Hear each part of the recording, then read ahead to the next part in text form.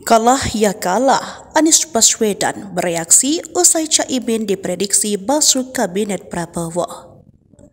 Anies Baswedan memberikan tanggapan atas kemungkinan Muhaimin Iskandar masuk ke kabinet Prabowo. Anies dan Muhaimin berpasangan pada Pilpres 2024 silam. Yang tetapkan pemenangan berada dalam pemerintahan, yang tidak ditetapkan sebagai pemenang berada di luar, dan itu prinsip yang saya sering katakan, kata Anies. Muhaimin terlihat datang ke kantor Kemenham pada 17 Oktober 2024. Meski belum dikonfirmasi, sejumlah pihak menyebut Muhaimin diprediksi akan masuk dalam daftar kabinet Prabowo nanti. Sayangnya, ketika hendak dikonfirmasi, Caimin tak memberikan komentar usai menghadiri pertemuan di kantor Kemenhan.